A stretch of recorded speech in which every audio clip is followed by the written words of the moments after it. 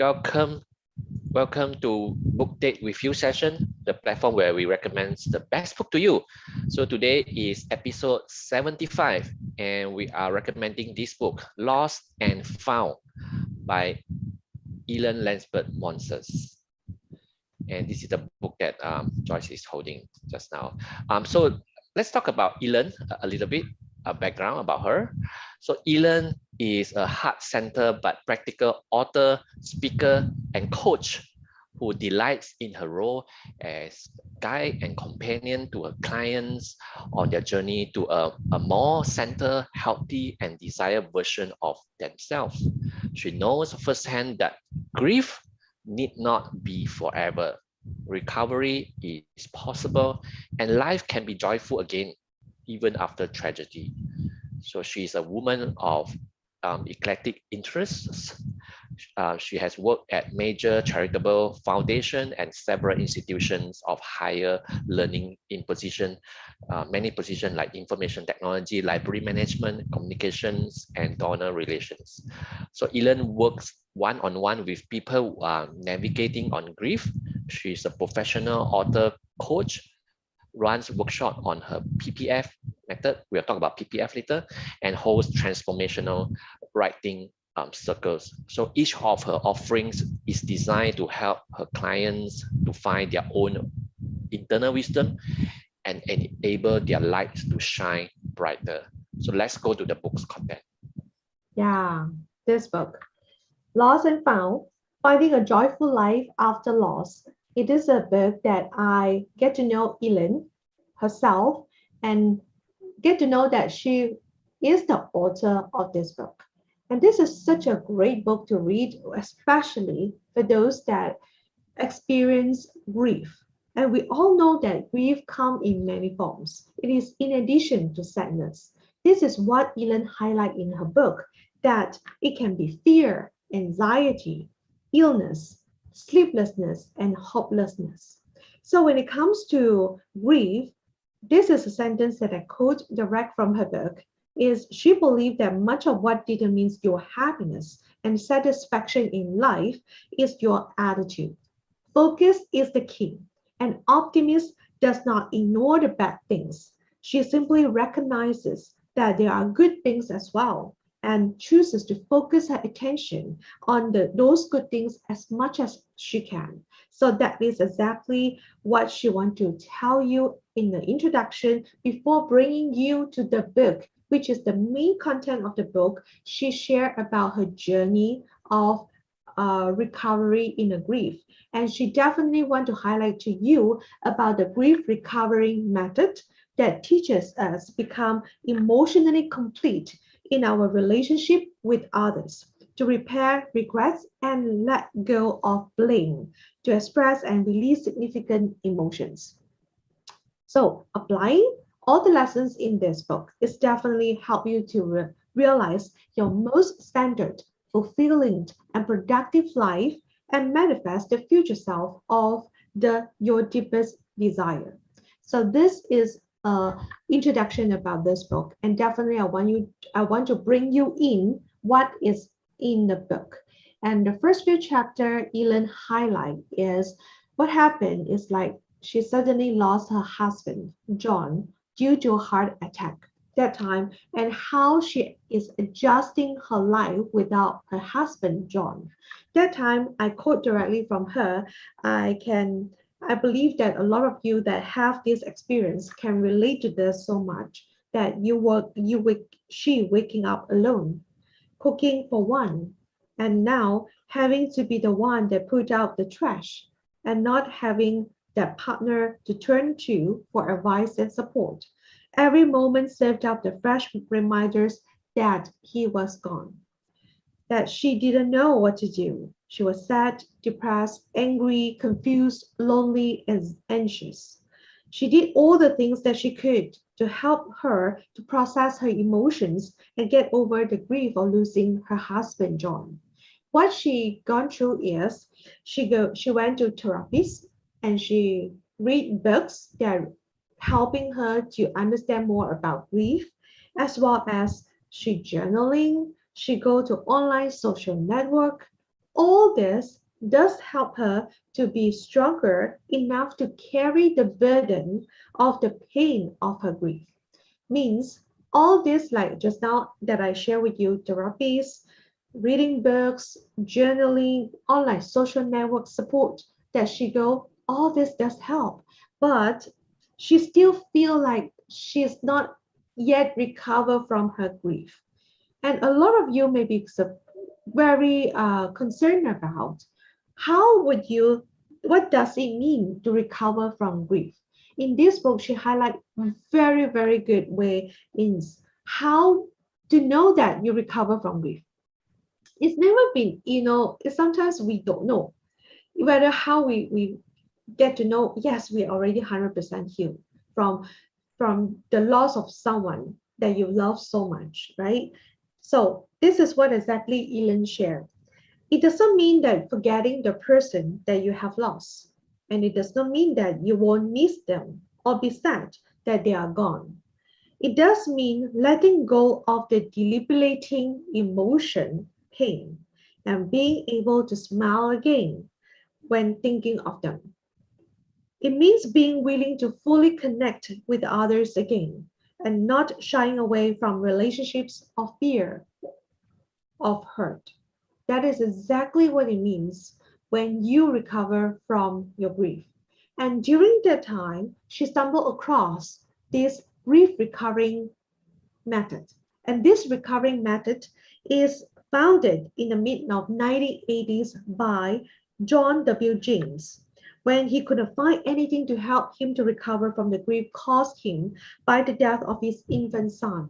So after a lot of research and experimentation, he developed a remarkable program, which is this grief recovering method that teaches people the tools and the action steps needed to recover from grief.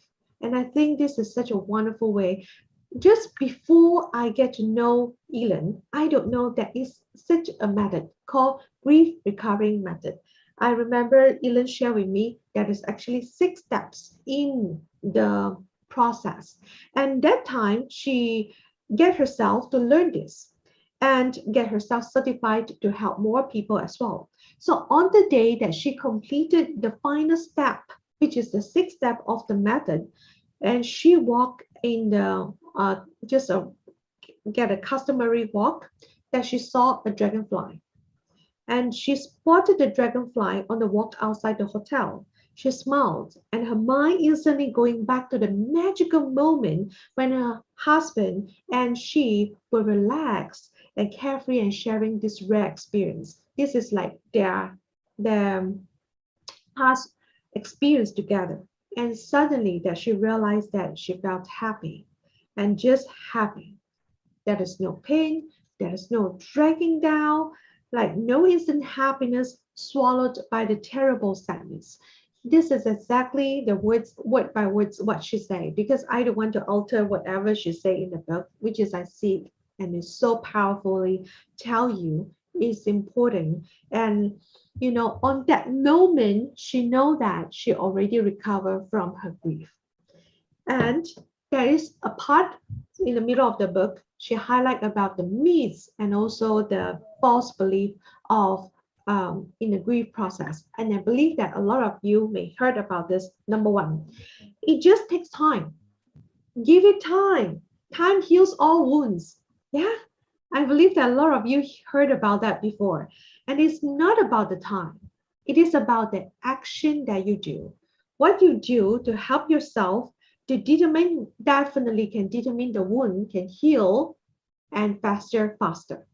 So it's not because if you put up the time there, half a year, 1 year, 2 years, 3 years down to the road, you may not even heal from the grief yet. It can carry up to decades.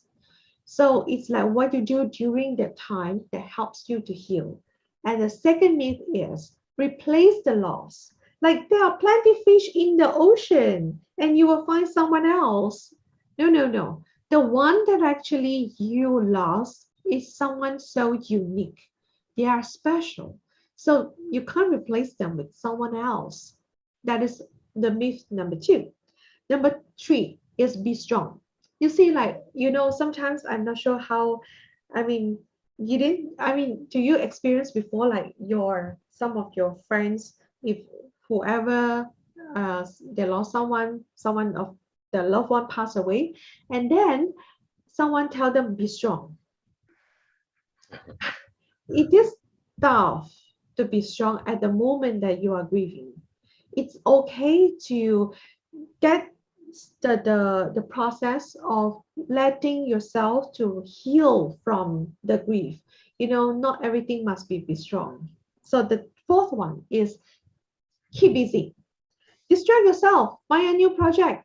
Yes, sometimes all this does help you to divert your attention to something else. It's just temporary. It is not the thing that can help you to heal from your grief.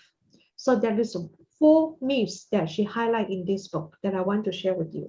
And the last part of the book, she talked about PPF method. What is a PPF?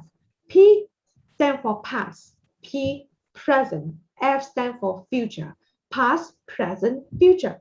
This is a method that she copyrighted by herself. It is important to get to know the process. And I will get her on board to share with you more in the coming 29th of September. But before that, let me highlight what is past, present, future.